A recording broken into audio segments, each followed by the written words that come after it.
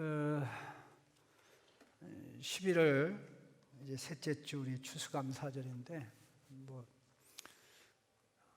우리의 모든 삶이 뿌리는 것이고, 뿌리면 어느 한쪽에서는 또 거두고 또 거두면서 뿌리고 이렇게 계속 연차적으로 그렇게 나가는데, 그 잠언에 보면 이 여름에 추수하는 사람이 정말 시대를 앞서가는 사람이라는 그런 말씀이 있습니다. 여름에 다 가을에 추수하는데 여름에 추수하기 위해서는 더 기민하게 움직여야 되죠. 그런데 자기가 빨리 뿌린다고 되는 것도 아니잖아요. 왜냐하면 기후의 영향을 받기 때문에. 그러면 기후에 맞는 씨앗과 종자를 찾아서 하니까 그게 가능한 거잖아요. 이제 그런 걸 보면 우리가 하나님 앞에서 결실 있는 인생을 살아가는데 가장 중요한 것은 하나님의 이 질서를 알고 질서에 맞춰서 하나하나 만들어가면 참으로 놀랍겠다 하는 그런 생각이 듭니다. 저는 그 며칠 전에 우연히 계획하지 않았던 정말 너무나 감동적인 영화 한 편을 봤어요. 넷플릭스에 올라가 있는 그런 영화인데,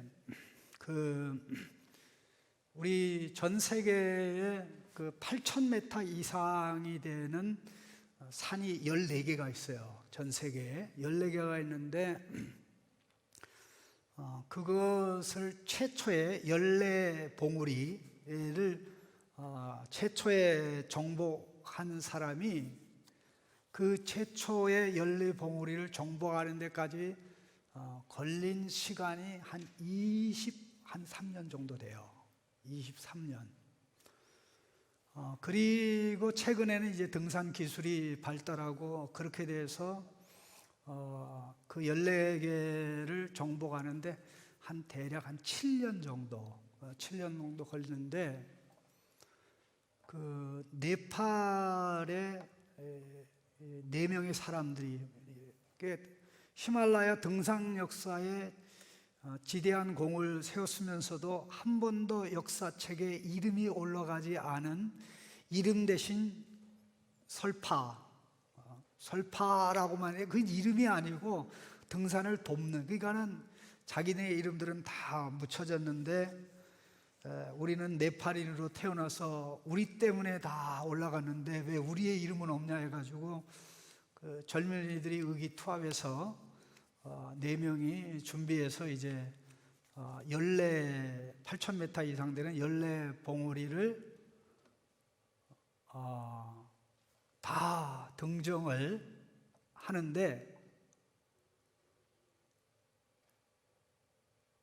얼마 걸렸는지 아세요? 7개월 6일 걸렸어요. 7개월 6일. 이 8,000m 이상 되는 높이면 평지보다 호흡이 공기의 농도가 낮기 때문에, 산소가 낮기 때문에 평지의 3분의 1밖에 안 돼요. 그러면 이제 산소통을 써야 되는데 산소통은 또 무거워요.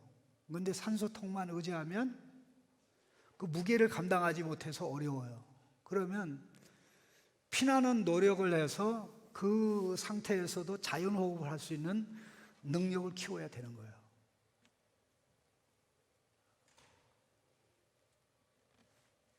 그 젊은이들이 의지를 가지고 마음 중심을 잡고 똑같이 산에 올라갔는데 왜 우리의 이름은 없냐? 설파라는 이름만 있냐? 그 우리의 이름이 아닌데 호적에도 없는 건데, 그렇게 했어서 세계를 놀랍게 했는데, 그게 옛날 얘기가 아니라 2019년에 일어났던 일인데요.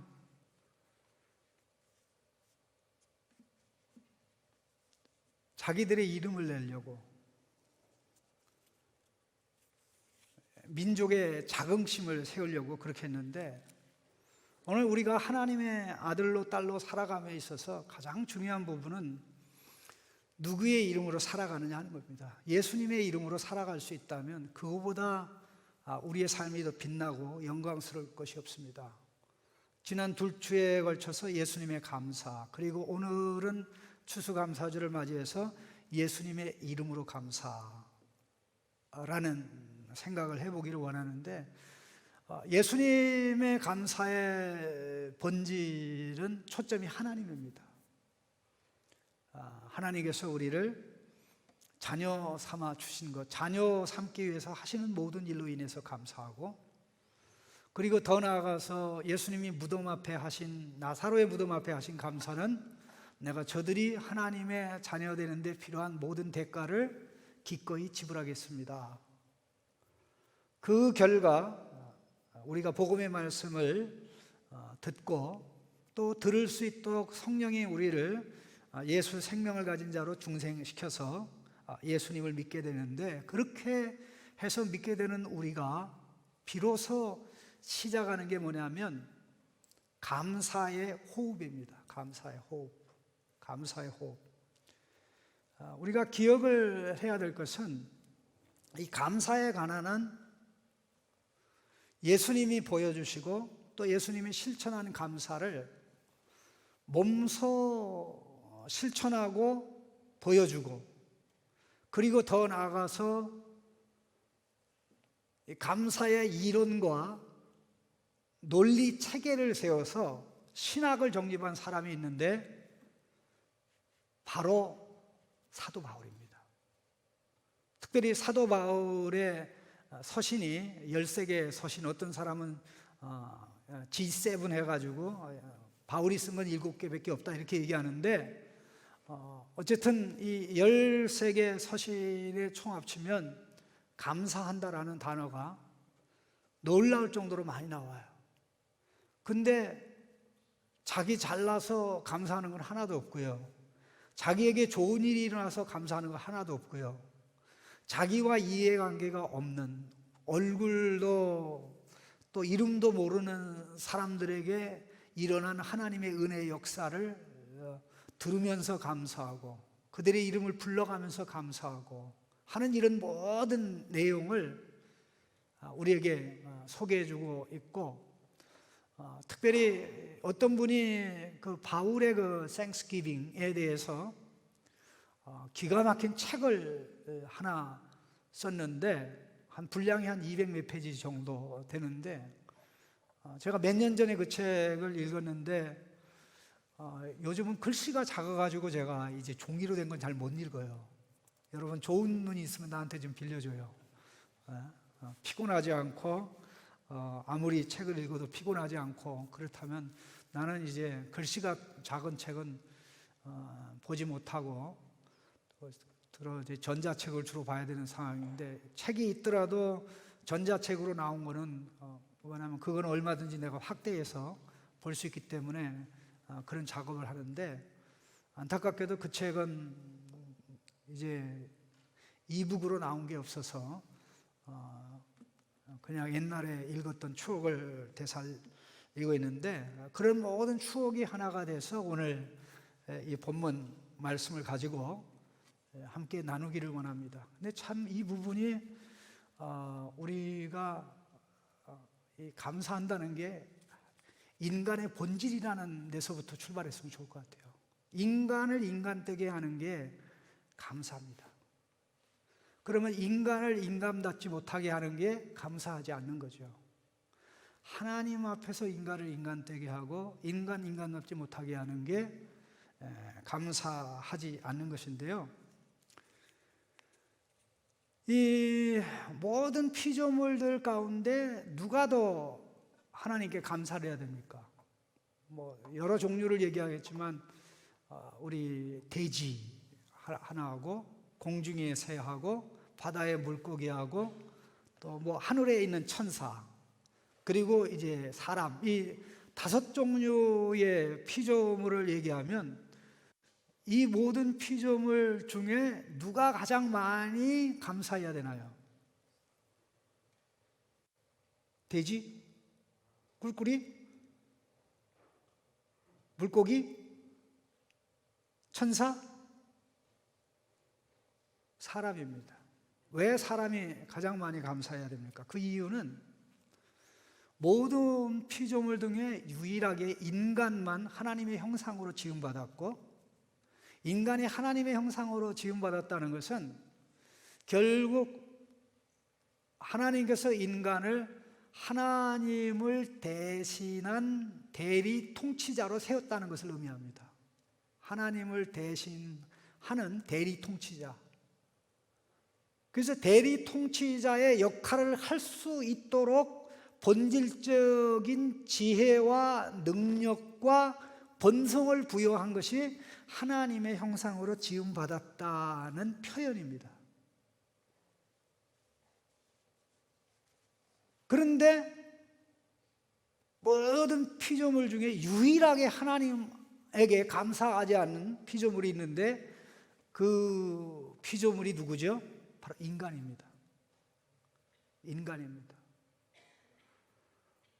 그래서 인간 세계에 타락이 왔는데,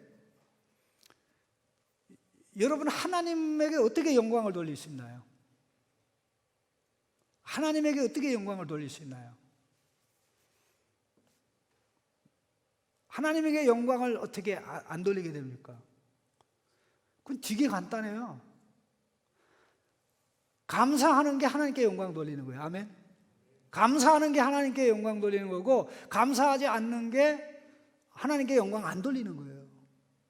자, 이 부분이 원론적으로 너무나 중요한 부분이기 때문에 로마서 1장 21절을 좀 화면에 띄워주시거나 우리 성경을 펴거나 둘 중에 하나 하십시다. 로마서 1장 21절입니다.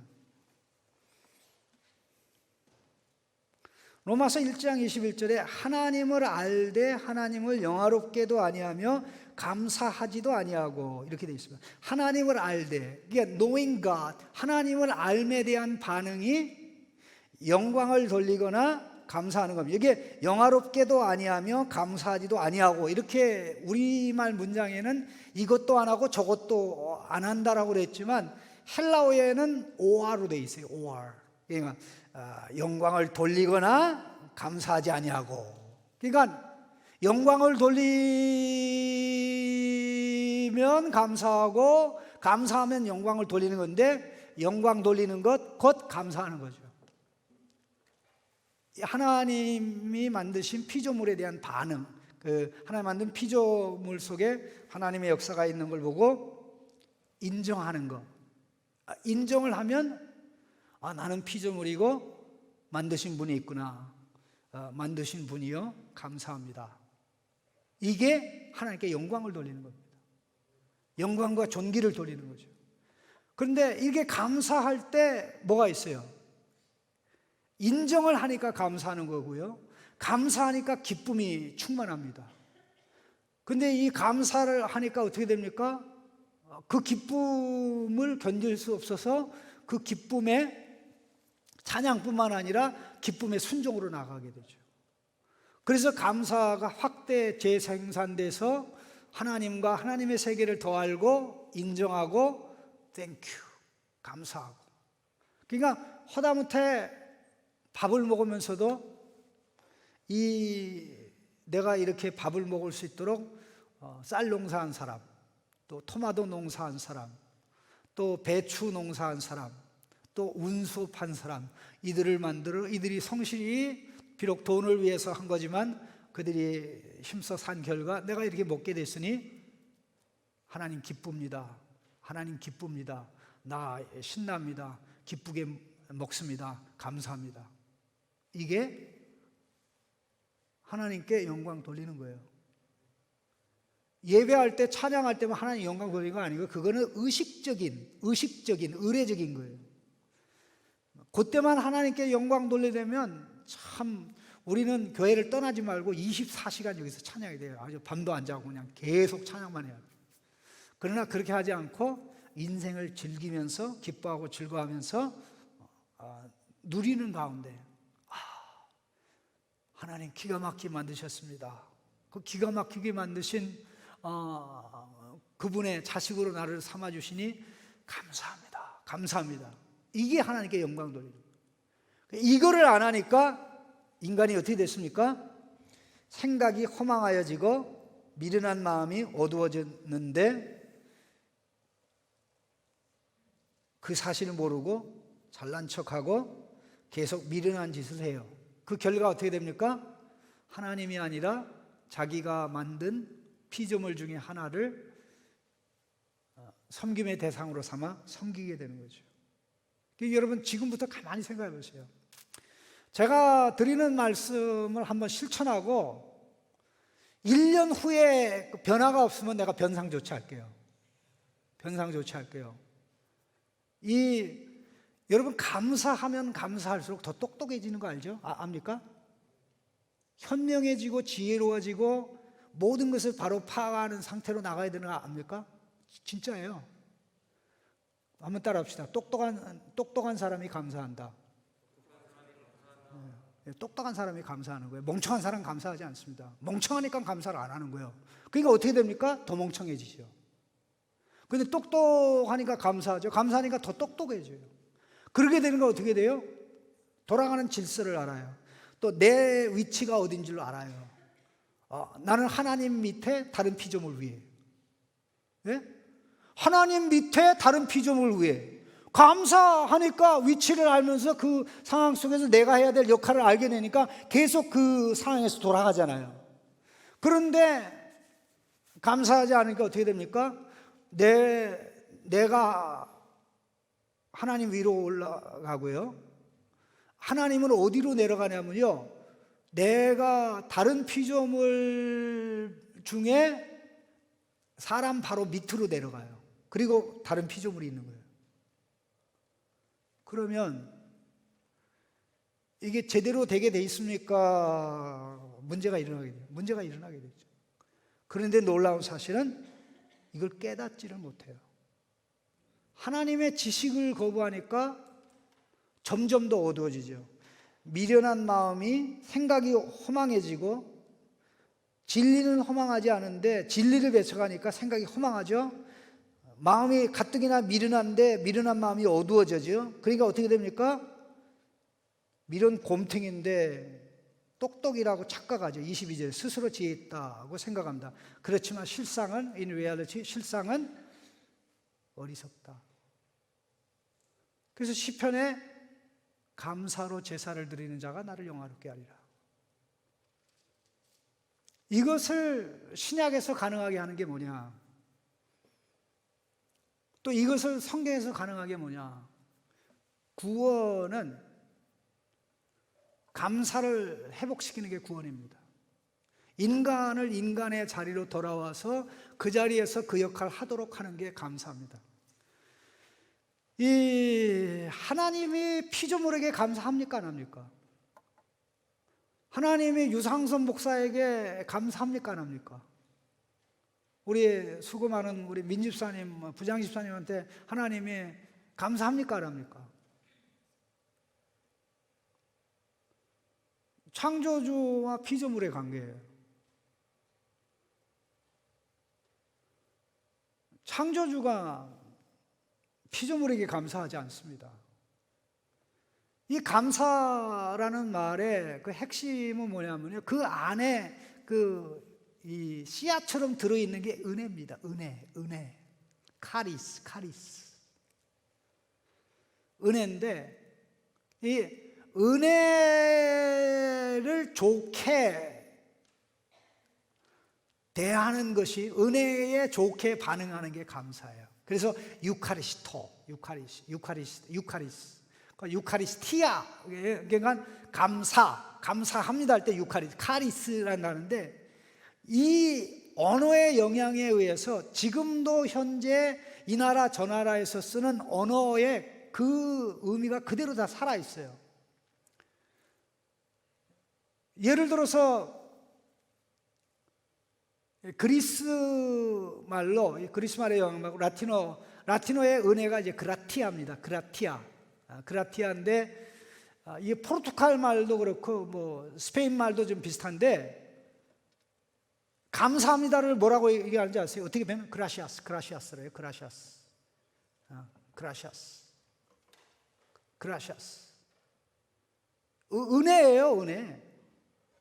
내가 은혜 받아서 은혜를 돌려드립니다라는 기본적 의미가 있는 게 감사예요.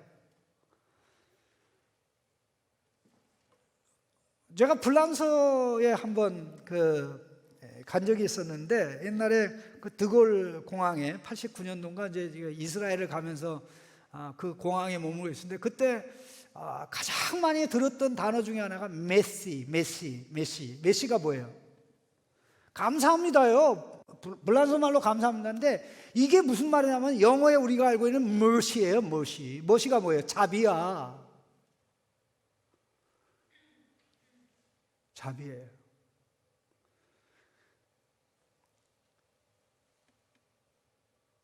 여러분 로마서 7장을 한번 보십시오. 로마서 7장 24절을 보시면 거기에 이 사도 바울이 굉장히 감탄의 표현을 하는 내용이 나오는데요.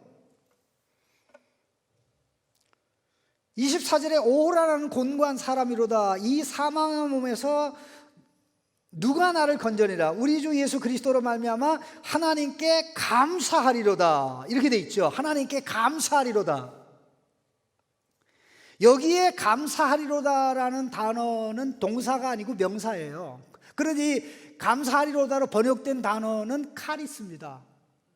이게 어떻게 되냐면은 카리스 투 갓 이렇게 돼 있어요. 카리스 투 갓. 하나님께 은혜로다, 이렇게. 말이 안 되죠, 표현이. 그러니까 은혜를 아는 사람이 은혜에 합당하게 반응하는 게 뭐다? 감사. 말로 감사하고 마음으로 감사하고 삶의 내용으로 감사하고. 이게 사도 바울을 통해서 하나님께서 오늘 본문에서 우리에게 주시는 말씀입니다. 우리는 예수 믿으면서 이제 감사의 회복이 시작이 되는 겁니다. 그럼 예수 그리스도 안에서 은혜를 지속적으로 누리면서 어떻게 됩니까? 더 감사, 더 높이, 깊게, 넓게, 길게.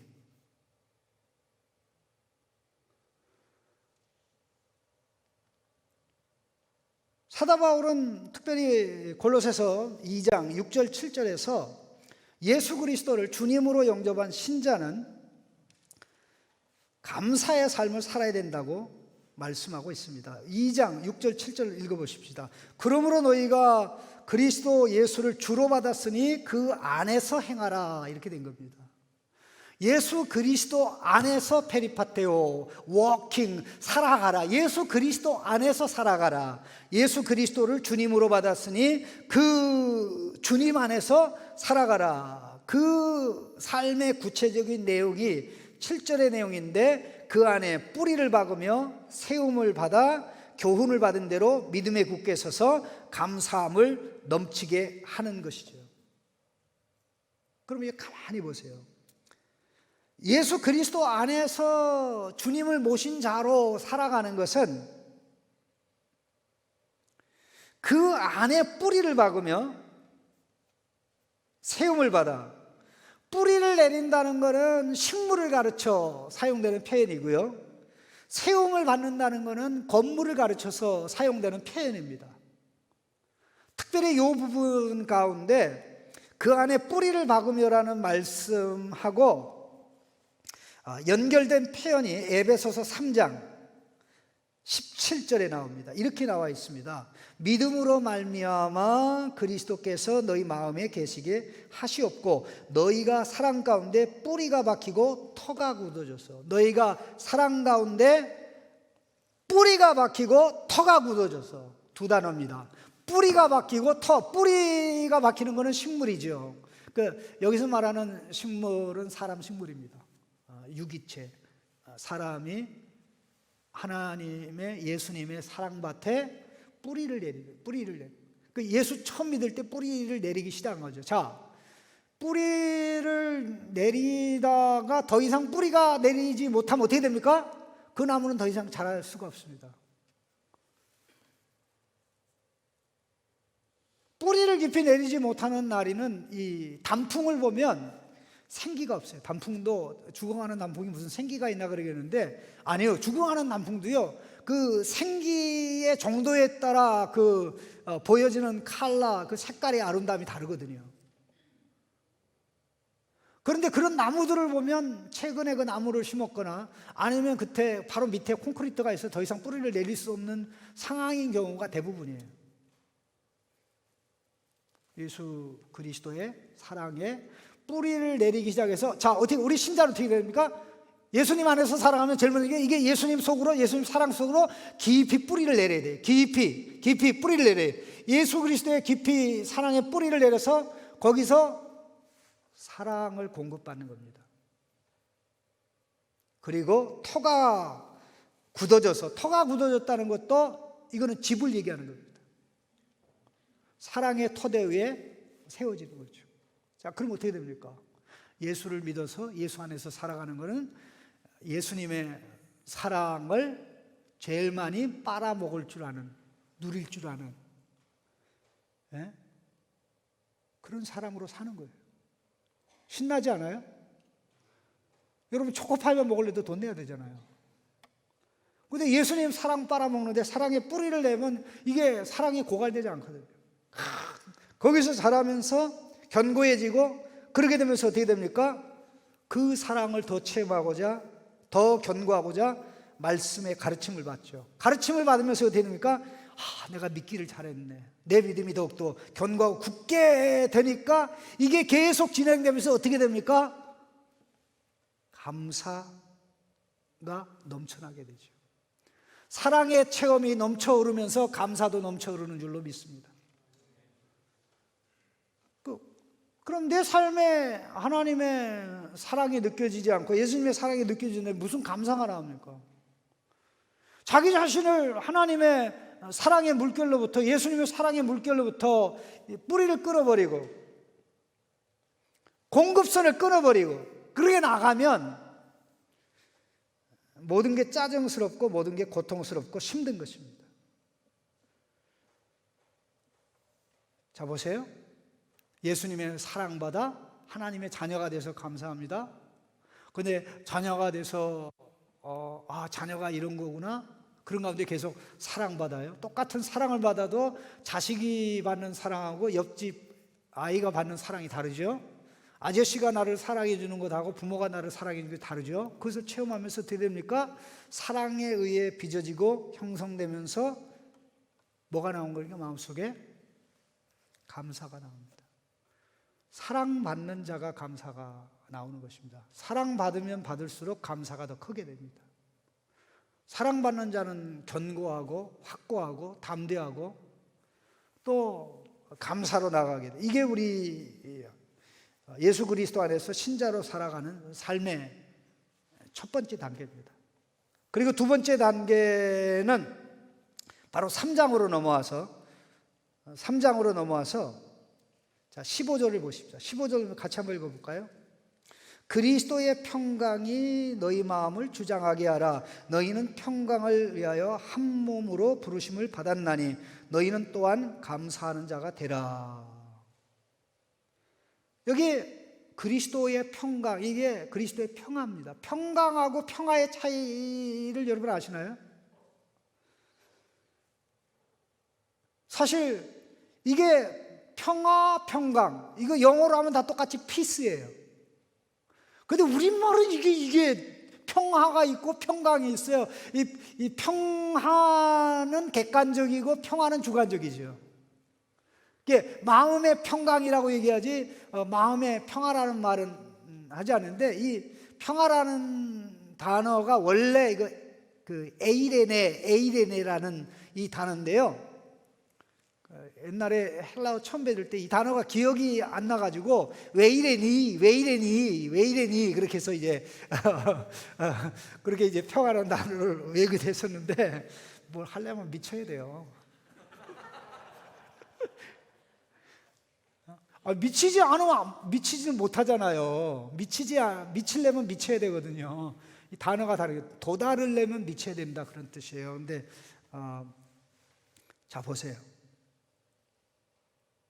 여기서 말하는 그리스도의 평강은 그리스도가 십자가의 대속적인 죽음을 통해서 확보한 하나님과의 건강한 관계예요. 진노의 자식에서 사랑받는 자식으로 정죄와 사망 아래 있던 우리가 의와 생명의 관계 속으로 들어왔잖아요. 그러면 그리스도의 샬롬이 우리를 지배하고 다스리게 되면 어떻게 됩니까? 그리스도의 샬롬의 통치를 받는 사람들이 모인 것이 뭐예요? 그게 공동체거든요. 교회거든요. 그래서 여기 한 몸은 예수 그리스도의 한 몸인 교회를 가르치는 거예요. 교회는 샬롬 공동체입니다. 그 샬롬은 그냥 샬롬을 외쳐서 온 게 아니라 예수 그리스도의 의로 말미암아 온 거죠. 대가를 지불함으로 말미암아 온 겁니다. 그래서 1장 바로 20절에 이렇게 되어 있습니다. 그의 십자가의 피로 화평을 이루사 만물 곧 땅에 있는 것들이나 하늘에 있는 것들이 그로 말미암아 자기와 화목되게 하기를 기뻐하셨다 이렇게 말씀하죠. 이 말씀과 연결된 에베소서에서는 예수님은 우리의 화평이라고 그랬습니다. Jesus is our peace. 예수님은 우리의 평화다 그랬어요. 여기서 말하는 우리는 철천지 왼수했던 이방인과 유대인이 예수 그리스도 안에 하나 되는 거죠. 남자와 여자가 예수 그리스도 안에서 차별이 없게 되는 거죠. 종과 주인이 예수 그리스도 차별 없게 하나님의 백성이 되는 것이죠. 이사야서의 메시아를 소개할 때 사용된 굉장히 중요한 단어가 POP예요. POP. Prince of Peace. Prince of Peace가 뭐죠? 여러분 핸델의 메시아에 그 장엄하게 나오는 그 찬양의 가사 중에 Prince of Peace, Prince of Peace 이게 여러 번 나와요. 반복해서. 그래서 제가 그냥 기억하기에 POP. Prince of Peace. 평강의 왕. 그가 우리에게 평화를 가져다 주기 위해서 예수님이 우리에게 제공하는 이 평화는 죗값을 지불했기 때문에 하나님이 요구하는 모든 것을 다 이루셨기 때문에 우리에게 제공되는 것이고 예수님만 제공할 수 있는 것입니다. 그러면 누가 그걸 받죠? 예수님을 믿는 자만이 받을 수 있습니다. 내가 너에게 평안을 끼치노라 세상에 줄 수 없는 평안. 근데 그 평안, 피스는 예수님의 십자가 피로 넘겨주는 거예요. 그런 그 십자가의 은혜에 다스림을 받는 샬롬이 지배하고 샬롬이 평안할지어다 부활하신 예수님이 제일 먼저 한 말이 뭐예요? 너에게 평안이 있을지어다 샬롬 투유 그러잖아요. 하나님과 관계 회복됐어. 이제 하나님의 사랑받으며 살 수 있어. 샬롬 투유. 예? 샬롬 레카 예수님이 그렇게 말씀한 거예요. 너에게 피스. 이 샬롬의 지배를 받는 사람들이 누굽니까? 하나님의 아들 딸들이 된 저와 여러분이죠. 그 한 몸이 돼서 자, 그러니까 어떻게 됩니까? 그 안에 뭐가 있는 거예요? 감사가 있는 거죠. 서로에게 감사를. 하나님의 은혜를 받아서 하나님의 은혜에 감격해서 하나님께 감사하는데 그것이 하나님께 감사하는 것으로 끝나지 않고 공동체 안에서 어떻게 됩니까? 예수 그리스도의 몸인 공동체 안에서 서로에게 감사하는. 사람과 사람 사이에는 감사만 받을 사람이 있고 감사만 해야 될 사람이 있는 거 아니고요. 인간 상호 간의 관계에서는 이 감사가 상호 교차합니다. 내가 감사하기도 하고 감사를 받기도 하고 왜? 이게 잘 되는 공동체는 최고의 공동체. 어느 분이 말했는지 모르는데 이건 실제적으로 조사 결과 나오는데요. 건강한 조직, 건강한 단체에는 건강한 단체가 가지는 그 조직상의 특징이 있는데 그 여러 가지 특징 중에 보편적으로 나타나는 게 감사 지수라고 합니다. Index of Thanks. 감사 지수. 건강한 회사, 건강한 가정, 건강한 여기 목장, 감사 지수가 높아요. 감사 지수가 높아요. 감사 지수가 높은 회사는 은퇴 이후에도 다니고 싶죠. 근데 감사 지수가 낮은 데는 다니고 싶지가 않죠. 빨리 좀 나오고 싶죠. 근데 하나님은 우리를 이 감사의 꽃이 피는 그런 피우는 역할을 하는 자로 세우기를 원하는 겁니다. 자, 그런데 이러한 그 감사는 그냥 입에 마른 감사가 되지 아니하고 거기에 하나님이 계시기 때문에 그 상호 간의 감사는 서로 감사하는 자들이 하나님께 함께 감사하는 방향으로 흘러갑니다. 그게 16절입니다. 그리스도의 말씀이 너희 속에 풍성히 거하여 모든 지혜로 피차 가르치며 권면하고 시와 찬송과 신령한 노래를 부르며 감사하는 마음으로 하나님을 찬양하고, 이렇게 되어 있습니다. 자, 이 말씀 보세요. 하나님의 말씀이 너희 속에 풍성히 거하게 하라, 이렇게 되어 있습니다. 원래 문장은. 그럼 어떻게 하나님의 말씀이 가족 공동체, 신앙 공동체, 교회 공동체 안에 풍성히 거하게 할 수 있는가? 모든 지혜를 다 동원해서 서로 가르치는 것. 조장만, 멘토만 가르치고 멘티는 배우기만 하는 게 아니라 가르치면서 배우고 배우면서 가르치고. 그런데 약간의 지혜를, 또 남은 지혜를 동원하는 게 아니라 최고의 지혜를 동원해서 가르치고 배우고, 가르치고 배우고. 창신교회 첫 번째 기둥이 뭡니까? 가르치고 배우잖아요. 가르치고 배우고, 가르치고 배우고. 가르치려고 하다 보니까 제대로 가르침이 되려면 배우지 않고는 안 돼요. 자, 그렇게 되죠. 어떻게 됩니까? 그 다음에 그 배움대로 살도록 하기 위해서 권면하죠. 권면하고 권면받고, 권면하고 권면받고. 그거를 끝나지 아니하고 우리의 초점이 누구를 향하면 하나님을 향한 시와 찬송과 신령한 노래를 부르면서 우리는 하나, 우리는 하나님의 백성, 우리는 예수 그리스도의 한 몸의 여러 지체, 이런 가족으로 만들어주신 주님을 찬양하고 경배합니다, 이렇게 나가죠. 그게 하나님을 향해 나가죠. 이거 여기 감사하는 마음으로 하나님 찬양한다, 이렇게 되어 있는데, 이 감사하는 마음이라는 게 뭐냐면 헬라어 문장을 이 영어로 바꾸면 Grace in your heart, Grace in your heart, 너희 마음 안에 은혜. 너희 마음, 우리 마음 안에 은혜가 있으면 찬양을 하나님께, 또 좌우에 있는 지체들에게는 함께 기뻐하면서 찬양하고 감사의 말을 appreciation, 인정하고 고백하게 되는 거죠. 이게 교회 공동체, 세상에 어디 가든지 가장 작은 교회가 있는데 그 가장 작은 교회의 교인이 몇 명인지 아십니까 혹시? 가장 이 지구상에서 가장 작은 교회의 교인이 몇 명인지 혹시 여러분 내가 이 질문 잘못했나? 압니까? 자, 원희준 형제, 이 지구상에서 가장 작은 교회의 교인이 몇 명입니까?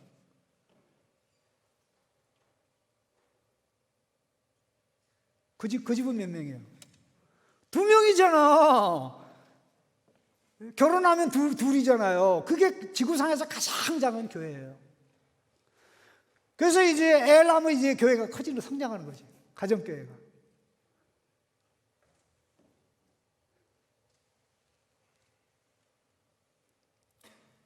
그렇게 가정교회에 이런 말, 배우고 가르치고 권면하고 권면받고 같이 찬양하고, 그러한 작은 가족들이 모여서 규모가 좀 큰 창신교회, 더 큰 교회들을 합쳐서 우주적인 하나님의 교회로 나가는 거죠.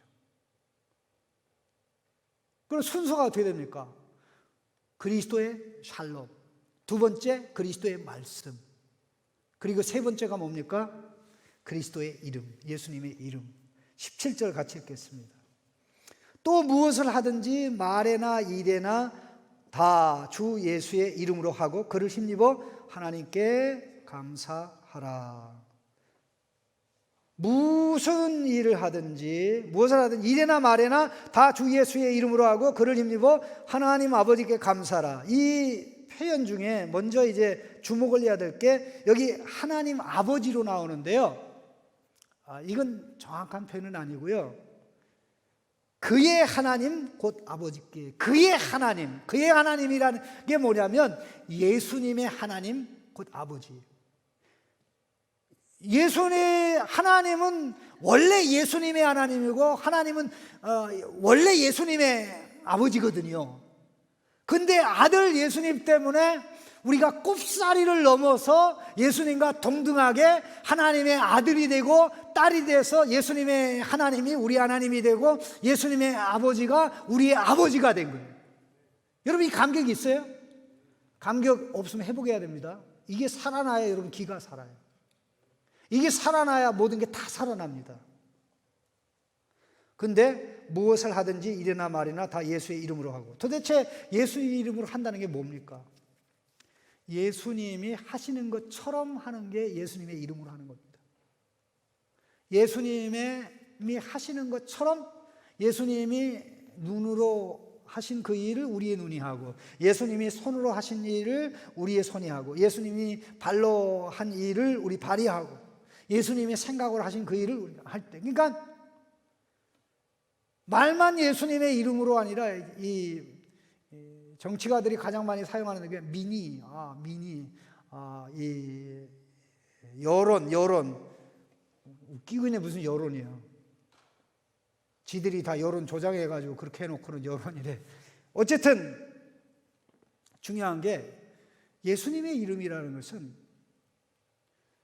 예수님이 친히 하나님의 아들로 하는 것처럼 우리가 예수님 때문에 하나님의 자식이 됐으니 예수님을 힘입어 성령의 도움을 받아 하는 그 모든 일이, 그것이 말이어도 괜찮고 직장 생활이라도 괜찮고 그것이 사업을 운영하는 것이든 괜찮고 가정에서 주부로, 가정에서 또 가장으로, 아니면 사람과의 관계에서 무엇을 하든지 그 자리에서 예수님이 하듯 하는 이것이 하나님께 감사하는 거예요. 삶에 감사합니다. 삶에 감사. 그 앞에까지 내용은 개인적이고, 두 번째는 교회 공동체고, 세 번째는 교회 밖에서 삶의 각 현장에서 일어나는 감사인데, 그 감사는 하나님이 세운 그 자리에서 그 역할을 하는 것.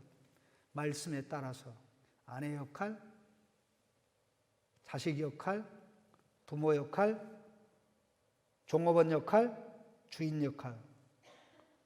이게 감사예요. 이런 감사를 하나님이 찾고 계신 겁니다. 이걸 어떻게 알 수 있냐면요, 18, 19, 20절, 21절의 내용이 가정에 관한 얘기입니다. 그럼 제일 먼저가 이 남편과 아내와의 관계죠.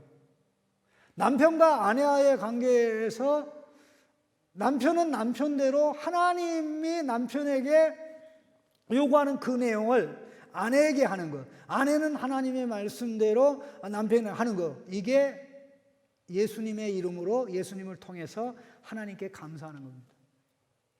그러면 이거 하나님 말씀 모르고는 안 되죠. 그래서 배워야 되죠. 사랑의 뿌리를 내려서 그렇게 빚어지는 것이 필요하죠. 그럼 자식은 어떻습니까? 예, 자식은 자식의 자리에서 부모를 대하는, 이게 하나님께 영광 돌리는 거예요. 이게 영광을 돌리는 거예요. 이게 영광을 돌리는 거예요. 여러분 혹시 아십니까? 이 우리나라 사법 체계에서 아주 독특한 그 법이 하나 있어요. 그게 법이 뭐냐면, 남편은 아내를 보호하기 위해서 법정에서 거짓말해도 그 거짓말로 인해서 처벌받지 않는 거 아세요, 여러분들? 네. 법 공부하는, 맞아 틀려요. 네, 증언을 거부할 권리도 있고, 실제적으로 이 거짓말을 한다고 할지라도 거짓말에서 처벌받지 않습니다. 이 부부관계는 범민 은닉죄가 적용이 안 돼요. 근데 이게 부모와 자식의 관계에서도 마찬가지예요.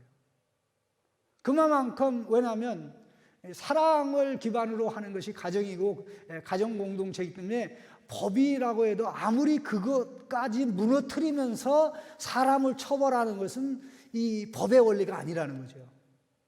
그건 내가 볼 때 성경의 진리를 반영하는 그런 어떤 지혜로운 그 처사라고 보여지는데요. 그 자리에서 자식은 자식대로, 부모는 부모대로. 그 다음에 22절부터 4장 1절까지 나오는 게 직장생활입니다.